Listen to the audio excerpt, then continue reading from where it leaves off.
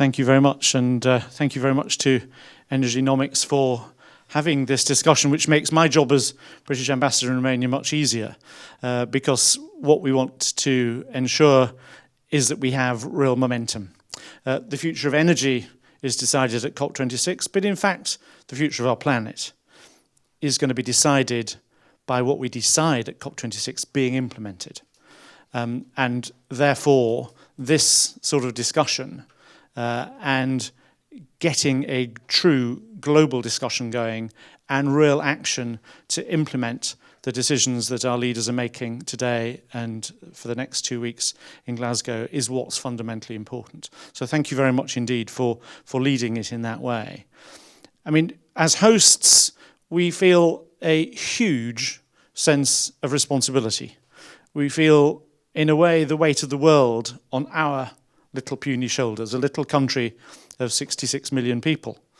I think that's because we feel passionately about the problem. And the problem is extremely well documented. The UN process has given us the real metrics of what climate change means for all of us. But I think there are lots of countries in the world where the debate about what does climate change mean is still in its infancy. And I think there is a real need to talk about what does climate change mean for our planet and also for the bit of the planet that I live in. And I think in my 3 years in Romania, I think I've not heard much about how do people understand climate change will affect them in Romania. There is discussion of some of the components of the sustainability agenda, but actually the big issue of climate change and rising sea levels and increasing desertification, the problems of cataclysmic weather patterns, I'm not sure that those are things that the ordinary Romanian in the street or in the fields or in the forests particularly feels relevant to them. So I think that's one very important dialogue that we need to take forward, and we're starting that today. I think the components that are being talked about in Glasgow, there is a risk that they will go over the heads of people. But that's where governments need to step in and actually make it relevant to the people as well. The target to keep global temperature rise beneath 1.5 degrees is a hugely ambitious target. And we can see already what a rise of less than 1.5 is doing to our planet. You know, look at the coverage of wildfires in Australia or in California or in Greece. Very close, Greece. Think about what if Romania was having wildfires? What if wildfires were happening in the Eastern Carpathians? Can it be excluded as we march ever onwards to 1.5 degrees, 2 degrees, or even 10 degrees, as is being postulated, if we don't do anything? So Romania could be a very different country. So what does it mean to keep the temperature increase below 1.5? Well, it means all of the things that we've been hearing about in the last few days. Lots and lots of small components. You know, the methane agreement that was reached yesterday can contribute 0.2% to our net zero target. Tiny. Is it worth worrying about? Well, if you don't do the methane, you've got to get that 0.2 in something else. The British government has, for a number of years, been getting us, as Brits, used to the idea that there is going to be dramatic change in the way that we live.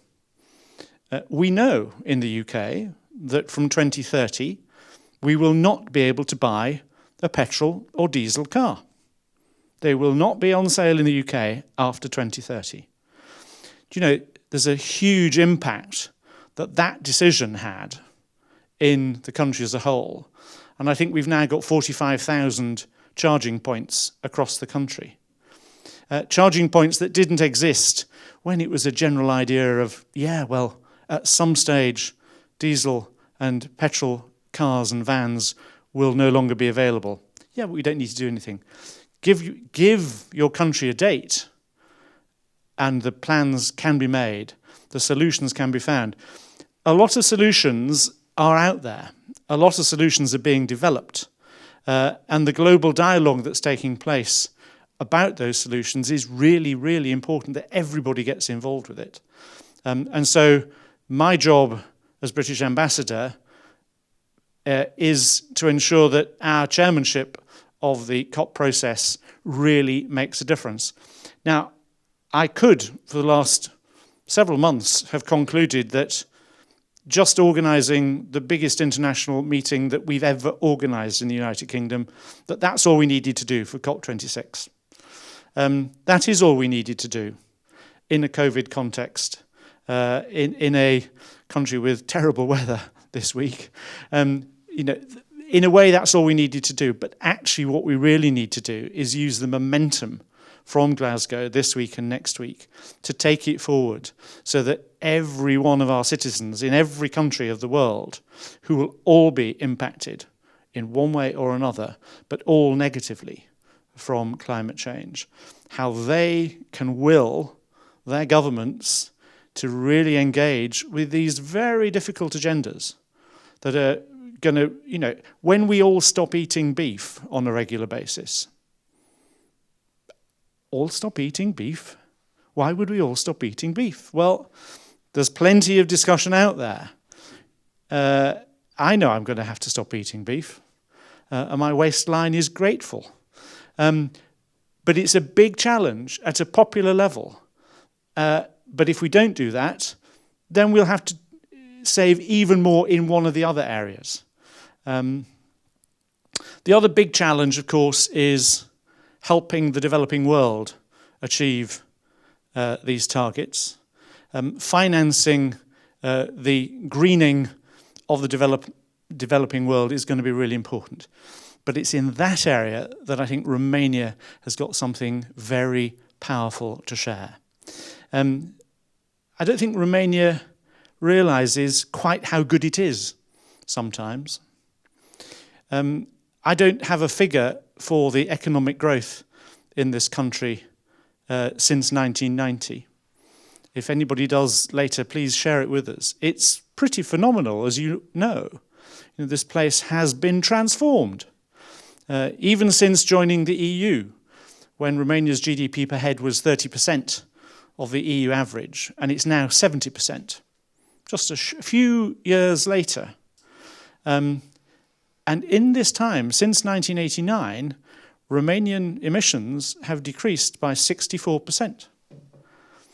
So, in a way, Romania, I think, is probably one of the leading countries in the world in terms of reducing emissions and increasing GDP. You found the Holy Grail. And developing countries can actually look at what Romania has managed to do. I mean, I know there's a lot of cynicism and skepticism when people say, well, yeah, because our heavy industry closed down. Yeah, it did. But the important thing is you found alternative methods for growth. And with a EBRD forecasting 7.2% GDP growth this year for Romania, you are doing something right. You've already got the lowest emissions in the EU. You've already got the biggest unspoilt forest in the EU. You've got fabulous biodiversity.